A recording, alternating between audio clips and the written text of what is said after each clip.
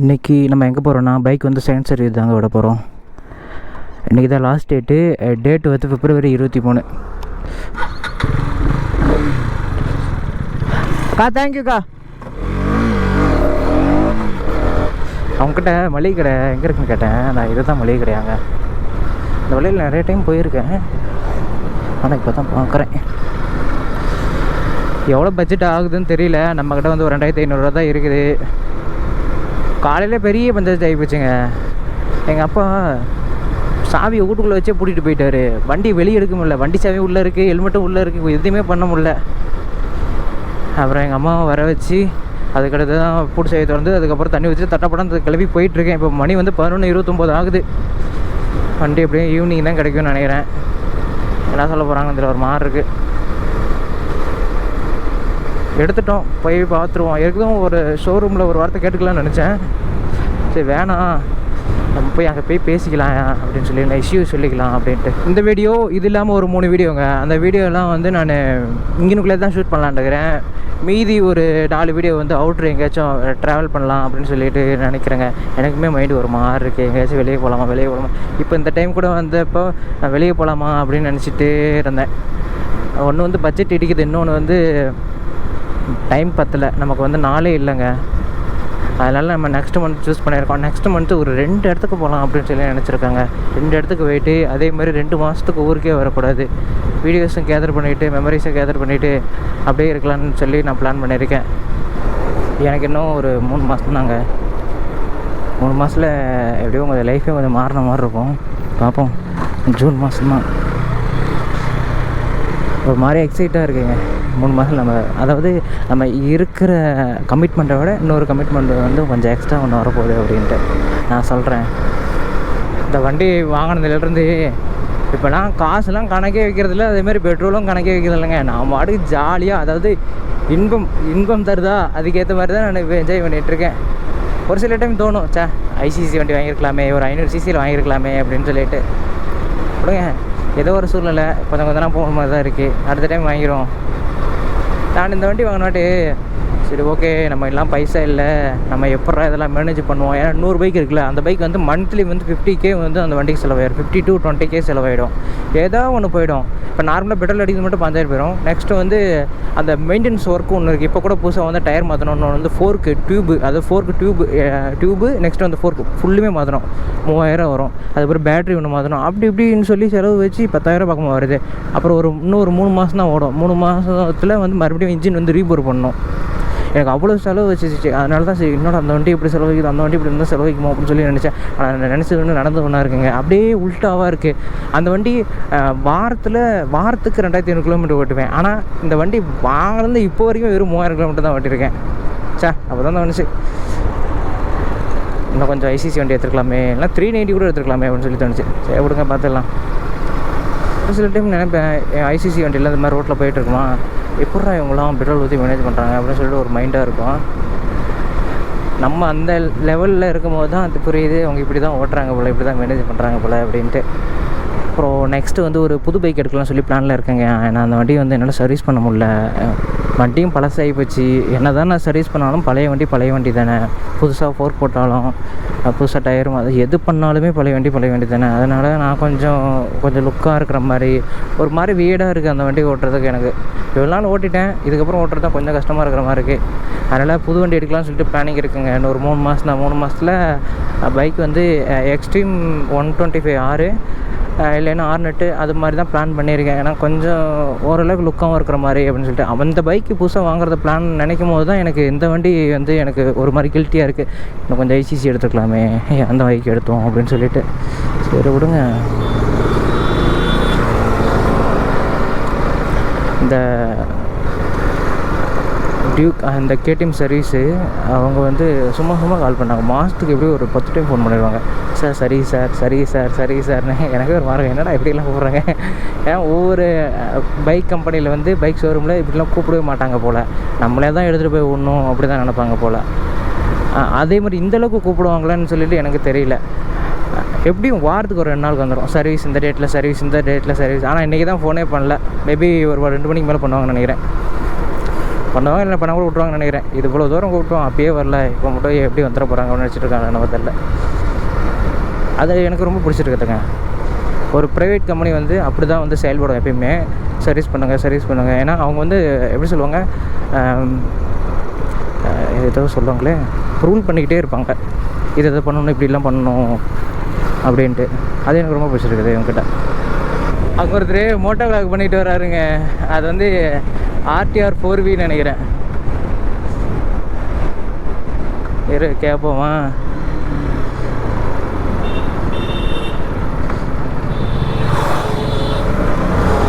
நிற்க மாட்டுறாரு, கண்டுக்க மாட்டுறாரு. கை காமிச்சேன்,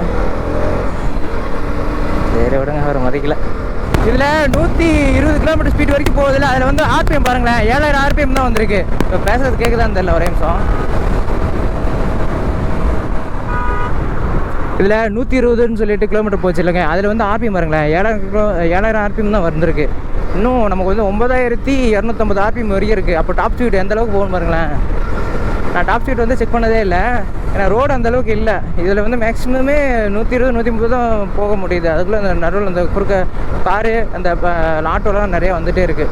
120 km ஸ்பீடில் போகும்போது விளாக் எடுக்க முடியலங்க, ஒரு மாதிரி படப்படப்படன்னு அடிக்கும். ரோடு அடாப்டர் வாங்கிக்கிறேன் முதல்ல, 1200 வருது. அதனால் போகட்டும். செம்மையாக இருக்குங்க பிக்கப்பு. நான் வாபுல் ஆகுதுங்க, ரொம்பவே வாபுல் ஆகுது. 125க்கு மேலாம் போகும்போது, அதுவும் 125க்கு மேலே அந்த ஹைட்டாக போகும்போது செம்மையாக வாபுல் ஆகுது.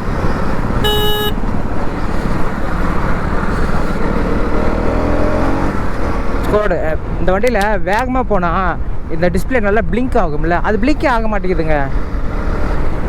அது நல்லா இருக்கும் பார்க்குறதுக்கு, பிளிங்கே ஆக மாட்டேது. அது அந்த ஆறுக்குள்ள மட்டும்தான் அப்படி தான் வந்து நிற்கிது. அதே மாதிரி இப்போ ஃபஸ்ட்டு கீரில் போகிறேன், இப்போ முறுக்கிற போகிறேன், விருன்னு கத்திக்கினே இருக்குல்ல, அது கத்த மாட்டேங்குது. வரேன் அங்கே போயிட்டு முறுக்கிறேன்.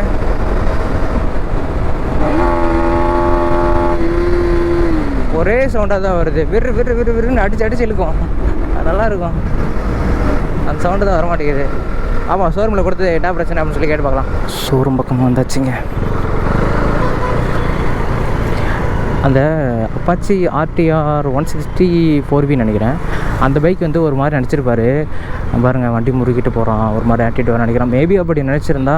ஆனால் இந்த வண்டியை வாங்குறதுக்கு நான் எவ்வளோ கஷ்டப்பட்டேன்னு எனக்கு தாங்க தெரியும். அந்த முறுக்கிட்டு போனது வந்து நான் ஒன்றும் சும்மா சீனுக்கோ கெத்துக்கோ இல்லை, என்னோடய ஆசைக்கு.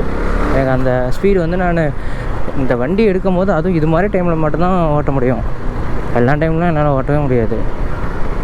சரி ஓகேங்க, இதை பார்த்துட்டு சர்வீஸை பார்த்துட்டு அதுக்கடுத்து நான் கண்டினியூ பண்ணுறேன். உள்ள வீடியோ எடுக்க விட மாட்டாங்க. இதுதான் ஷோரூம். அங்கே பாருங்க 160 இருக்குது, நல்லா இருக்குல்ல. பைக் வந்து நேற்று சர்வீஸ் வந்து விட்டுட்டு நம்ம வீட்டுக்கு வந்துட்டோங்க. பைக் வந்து இன்றைக்கே கிடைக்காது, நாளைக்கு வாங்க அப்படின்னு சொல்லிட்டாங்க. இன்றைக்கி தான் நான் வந்து கிளம்ப போகிறோம். நேற்று விளாக் எடுக்கல, பைக் விட்டுட்டு அப்படியே நான் கிளம்பி வந்துட்டு பஸ் ஏறி வீட்டுக்கு வந்துட்டேன். சேலத்தில் இருக்குது, இப்போ போகணும். இப்போ எந்த வண்டியில் போகிறோம்னா, இந்த வண்டியில் தான் இங்கே போகிறோம். வீட்டில் இன்னொரு 2 எக்ஸலண்டர் இருக்குது, கேட்கலான்னு தோணுச்சு. ஆனால் அவங்க வந்து எங்கேயாச்சும் வேலைக்கு போவாங்க. அதனால் சரி ஓகே, நம்ம இந்த வண்டியை எடுத்துகிட்டு போய் ஸ்டாண்டில் போட்டு நம்ம அந்த வண்டியை எடுத்துகிட்டு வந்துடலாம் அப்படின்னு சொல்லிட்டு தான் போகிறோம். இந்த வண்டி சவுண்ட் செம்மையாக இருக்குங்க. இது வந்து 75cc எக்ஸல். இது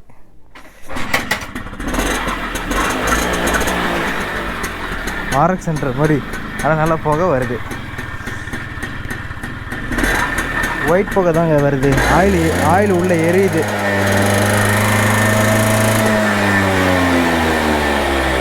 செகண்ட் சர்வீஸ் முடிஞ்சிச்சிங்க. இன்றைக்கி டேட்டு வந்து February 24. எவ்வளோ அமௌண்ட் வந்துச்சுன்னா 2661 பக்கமாக வந்துச்சு. நான் நெக்ஸ்ட்டு வந்து பில்லு பார்த்து நான் படித்து சொல்கிறேன். இந்த டைம் வந்து நமக்கு லூப்ரிகேஷன் ஆயிலு, லூப்ரிகேஷனு இது மட்டும் நமக்கு கொடுத்து விட்டாங்க. ஒன் டைம் கொடுக்கல, இப்போ கொடுத்தாங்க. ஓகே எஸ் அப்படின்னு சொல்லிட்டு அந்த கம்பெனியிலேருந்து. டைம் இப்போது 4:47 ஆகுது. நம்ம இது வரைக்கும் 3163 கிலோமீட்டர் பக்கமாக ஓட்டியிருக்கோம். நெக்ஸ்ட்டு சர்வீஸ் வந்து ஒரு இயர் மிடில் வந்து கொடுத்துருக்காங்க. எப்படியாவது 10,000 இருக்கும்னு நினைக்கிறேன். முன்ன வந்து பிளிங்க் ஆகுன்னு சொன்னேன் இல்லைங்க, இப்போ RPM வந்து செட் பண்ணியிருக்கேங்க. ஒவ்வொரு சர்வீஸ்க்கும் ஒவ்வொரு RPM லெஸ் வந்து செட் பண்ணி வச்சுருப்பாங்களாம். இந்த லைட் வந்து பிளிங்கிக்கு இப்போ நான் வந்து 6000, அது நெக்ஸ்ட்டு வந்து 8000, அந்த 2 இதில் வந்து செட் பண்ணியிருக்கேன். முன்ன வந்து அவங்க 6500 சாரி 8500 10,000 அப்படி செட் பண்ணியிருந்தாங்க. இப்போ நான் கம்மியாக செட் பண்ணியிருக்கேன். அது கொஞ்சம் பார்க்க கொஞ்சம் நல்லாவும் இருந்துச்சு. அதனால் நேற்று வந்து பைக் வந்து சர்வீஸ் விட்டுட்டு நெக்ஸ்ட்டு வந்து வீட்டுக்கு போயிட்டாங்க. என்னாச்சுன்னா அவங்க வந்து பைக் நிறையா வந்திருக்கு மண்டே. அதனால் என்னால் வந்து இப்போ உடனே தர முடியாது, நாளைக்கு நாளைக்கு ஈவினிங் வந்துடு அப்படின்னு சொன்னாங்க. அப்புறம் வீட்டில் போயிட்டு பசங்க நாளைக்கு ஈவினிங் சொல்லிட்டாங்களே, நம்ம பைக்கு டிவி வேறு இருக்குது, வர 3ஆந்தேதி வேறு பே பண்ணணுமே 12,000 அப்படின்னு சொல்லிட்டு ஒரு மைண்டில் ஓடிட்டே இருந்துச்சு. அப்புறம் அவங்ககிட்ட இது மாதிரி சொல்லியிருந்தேன், இல்லைங்க எனக்கு வந்து டக்குன்னு வேணும், நாளைக்கு மதியம் வச்சு கொடுத்துருங்க அப்படின்னு சொல்லியிருந்தேன். பைக் டிவி இருக்குது அது மாதிரி சொல்லி இந்த இஷ்யூ சொல்லியிருந்தாங்க. காலைல நான் நல்லா தூங்கிட்டேன். 9 மணிக்கு போயிட்டு 9 மணிலேருந்து மங்களபுரம் ஒரு இடம் இருக்குது, அந்த இடத்துக்கு போயிட்டு நெக்ஸ்ட்டு வந்து அதிலேருந்து சேலத்துக்கு ஸ்ட்ரெயிட் பஸ் இருக்கான், அதில் போகலாம் அப்படின்னு சொல்லி தான் பிளான் பண்ணியிருந்தேன். நைட்டுலாம் தூக்கமே இல்லாமல் நம்ம ஒர்க்கு வந்து எப்பவுமே நைட்டில் தான் வேலை செய்வோமா, அதனால் அந்த டைம்லேயே முழிச்சிருந்து நமக்கு தூக்கமே வரல. அப்புறம் 3 மணிக்கு மேலே தான் தூங்கிட்டு எழுந்து பார்த்தா 10 மணி ஆயிடுச்சு. என்னடா இப்படி ஆயிடுச்சு அப்படின்னு சொல்லிட்டு, சரி ஓகே நீங்கள் மதியமாச்சும் கிளம்பிடலாம் அப்படின்னு சொல்லிட்டு, அம்மாக்கிட்ட பிடிக்காதே அந்த ஒரு விஷயந்தான். ஒரு டைமிங்கில் வந்து கிளம்பவே என்னால் முடியாது. அது நிறைய டைம் ஃபாலோ பண்ணிருக்கேன், நான் ஸ்கூல் லைஃப்லேருந்தே ஃபாலோ பண்ணிருக்கேன், அது முடியவே இல்லை. அதுக்கடுத்து அதுக்கு ஃபோன் பண்ணாங்க ஷோரூம்லேருந்து, பைக் வந்து உங்களுக்கு ரெடி ஆச்சு சார் அப்படின்னு சொல்லி சொன்னாங்க. ஓ அப்படிங்களா அப்படின்னு சொல்லிவிட்டு நான் சரி ஓகே மேடம் நான் டக்குன்னு கிளம்பி வந்துடுறேன் அப்படின்னு சொல்லிட்டேன். நான் அதை சொன்னவும் அவங்க டக்குன்னு வந்து அதுக்கேற்ற மாதிரி ரெடி பண்ணி வச்சுட்டாங்கங்க. நான் விளாக் எடுக்கணும், நாளைக்கு ஊருக்கு போகணும், நாளைக்கு நைட்டு அப்படின்னு சொல்லுவோம். என்னடா நம்ம தான் ஹெல்ப் பண்ணிட்டோமா, அவங்களாம் டைமுக்கு வந்து ரெடி பண்ணியிருக்காங்க, நம்ம சொன்னதை விட ஒரு 2 ஹவர்ஸ் முன்னாடி ரெடி பண்ணிட்டாங்களே அப்படின்ட்டு ஒரு தட்டாப்புட்டான்னு கிளம்பி நேராக என் ரூமில் இருந்து சேலத்துக்கு பஸ் இல்லை, அதனால் நான் இருக்கிற இடத்துலேருந்து ராசிபுரத்துக்கு பஸ் வந்து ராசிபுரத்துலேருந்து சேலத்துக்கு வந்தேன். ஏன்னா இந்த லைன் வந்து அடிக்கடி பஸ் இருக்கும், இந்த வாழப்பாடி சேலம் அந்த டைமில் வந்து நிறைய பஸ் இருக்கும். அதே மாதிரி இந்த ஆத்தூர் டு ராசிபுரம் அந்த டைம்லேயே அடிக்கடி பஸ் இருக்கும். அந்த இடைப்பட்ட அந்த கனெக்ட் பண்ணுற பிளேஸில் மட்டும்தான் பஸ் இருக்காது. அதை பார்த்தேன், சரி ஓகே அப்படின்னு சொல்லிட்டு வந்துட்டாங்க. பைக் வந்து நீட்டாக க்ளீன் பண்ணி கொடுத்துருக்காங்க. இவங்க வாட்டர் சர்வீஸ் பண்ணால் மட்டும் எப்படி இவங்களுக்கு உப்பாக வரமாட்டேங்குதுன்னு தெரியல. நம்ம வந்து வாட்டர் சர்வீஸ் பண்ணால் உப்பாக வருது, இவங்க குடிக்கிற தண்ணியில் வந்து வாட்டர் சர்வீஸ் பண்ணுவாங்க போலங்க. ஓகேங்க, நான் அந்த விளாக் வந்து இதோட முடிச்சுக்கிறேன். நெக்ஸ்ட்டு வந்து அந்த பில்லு பார்த்து மட்டும் சொல்லிவிட்டு ஸ்க்ரீன்ஷாட்டும் காமிச்சிட்டு எண்ட் பண்ணிக்கிறேங்க. இப்போது டைம் வந்து 12 ஆகுதுங்க. கொஞ்சம் ஒர்க் இருந்ததுனால அப்படியே முடிச்சுட்டு இப்போ தான் கொஞ்சம் வீடியோ எடுக்கிறேன். பைக் வந்து வாட்டர் சர்வீஸ் பண்ணியிருக்காங்க. நான் பண்ணுறதை விட இவங்க கொஞ்சம் கரெக்டாக பண்ணிடுறாங்க. அந்த புள்ளியாக வரவே இல்லை. டாட்டா நல்லாயிருக்கு. இங்கெல்லாம் எங்கேயுமே இல்லை பாருங்களேன், அந்த டாட்டாக இருக்கும், அந்த டாட்டாட்டே எது இல்லை, ரொம்ப நல்லாயிருக்கு. இவங்க எதில் தண்ணி கழுவுறாங்களோ அதிலே நம்ம ஃபாலோ பண்ணலான்னு இருக்குதுங்க. பைக் மட்டும் கொஞ்சம் சுற்றி காமிச்சிட்றேன். கொஞ்சம் நைட்டு தான், கொஞ்சம் விசிபிலிட்டி கொஞ்சம் கம்மியாக தான் தெரியும். நெக்ஸ்ட்டு விளாகில் வந்து நான் தெளிவாக காமிச்சிட்றேங்க. நம்ம வந்து இங்கே ஸ்டிக்கரிங் மட்டும் பண்ணியிருக்கோம், இது நல்லாயிருக்கு மற்ற வண்டிக்கு இந்த வண்டி கம்பேர் பண்ணி பார்க்கும்போது. சரி ஓகே, இப்போ வந்து இன்வாய்ஸ் பில்லு இதுதாங்க, செகண்ட் சர்வீஸோட இன்வாய்ஸ் பில்லு. இதில் வந்து என்னோடய டீட்டெயில் போட்டிருக்கு, இதில் வந்து கம்பெனியோட டீட்டெயில்ஸ் போட்டிருக்கு. என்னென்ன மாற்றிருக்காங்கன்னா ப்ரோ லூப் அப்படின்னு சொல்லிட்டு 20W50 அப்படின்னு சொல்லிட்டு போட்டிருக்காங்க. நெக்ஸ்ட்டு ஆயில் ஃபில்டர் மாற்றிருக்காங்க. அது எப்போயுமே என்ஜின் ஆயில் மாற்றினா ஆயில் ஃபில்டர் கண்டிப்பாக மாற்றுவாங்க. அதில் வந்து ஓரிங் ஒன்று இருக்கும், அந்த ஓரிங்கும் மாற்றிருக்காங்க. ப்ரோ லூப்னு சொல்லிட்டு மறுபடியும் போட்டிருக்காங்க. இதுதான் என்னென்னு தெரியல, 2 டைம் ப்ரோ லூப்னு போட்டிருக்காங்க. அப்புறம் ஏர் ஃபில்டர் வந்து புதுசாக மாற்றிருக்காங்க. இதில் போட்டிருக்காங்க, மாற்றிருப்பாங்கன்னு தான் நம்ம நினைக்கிறேன். அப்புறம் ஃப்ரண்ட் பிரேக் பேடு மாற்றிருக்காங்க. இந்த ஃப்ரண்ட் பிரேக் பேடு மட்டும் எவ்வளோ வந்திருக்குன்னா 338 ரூபா வந்திருக்கு. ஜிஎஸ்டியோடு சேர்த்து எல்லாம் கூட்டினோம்னா 399 ரூபான்னு போட்டிருந்துச்சி. சரி ஓகே. அதுக்கப்புறம் ஃபியூல் சிஸ்டர் கிளீனர் அப்படின்னு சொல்லி போட்டிருக்காங்க. ஃபியூல் சிஸ்டம் கிளீனிங் சொல்லி போட்டிருக்காங்க. சரி எங்கே இருக்குன்னு தெரியல. நெக்ஸ்ட்டு RR3 க்ரீஸ் அப்படின்னு போட்டிருக்காங்க. நெக்ஸ்ட்டு செயின் லூப் அடிச்சிருக்காங்க.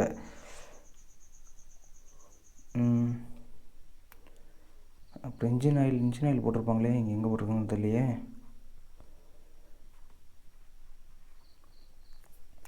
அப்புறம் மல்டி பர்பஸ் லேபர் சார்ஜஸ்ன்னு சொல்லி போட்டிருக்காங்க. இது வந்து 612 ரூபாங்க. பொருளோட காஸ்ட்டு மட்டும் 1642. அப்புறம் அந்த லேபரோட காசு வந்து 612. அவ்வளோதான் இதில் போட்டிருக்கு. ஆக மொத்தம் இங்கே போட்டிருக்கு 2661 ஃபைனலாக. அப்புறம் நமக்கு வந்து 2 ப்ராடக்ட் வந்து ஃப்ரீயாக கொடுத்துருப்பாங்க போல், இதில் மென்ஷன் பண்ணவே இல்லை. இதில் ப்ரோ லூப் அப்படின்னு சொல்லிட்டு இருக்குல்லங்க, இது ஃபஸ்ட்டில் இருக்கிறது வந்து இன்ஜின் ஆயிலு 1.25 லிட்டர் வந்து மாற்றிருக்காங்க. Next pro lube premium chain லூபுன்னு இருக்குல்ல, இது வந்து 1667 ரூபா போட்டிருக்காங்கங்க. மேபி எனக்கு தெரிஞ்சு செயினை வந்து க்ளீன் பண்ணி அதுக்கு வந்து க்ளீனிங் ஆயிலும் போட்டு லூப் அடிச்சிருப்பாங்க. நெக்ஸ்ட்டு நமக்கும் இந்த 2 பாட்டில் கொடுத்துருக்காங்கங்க. நான் கூட ஃப்ரீயாக கொடுத்தாங்கன்னு நினச்சேன், இதே பே பண்ணி தான் கொடுத்துருக்காங்க போல். செயின் லூபு, ஆமாம் இது செயின் லூபு, இது செயின் வந்து க்ளீனிங்கு அவங்களே கொடுத்துருக்காங்க. இது வந்து ஒரு டைம் 1.5 டைம் அவ்வளோதான் பண்ண முடியும்.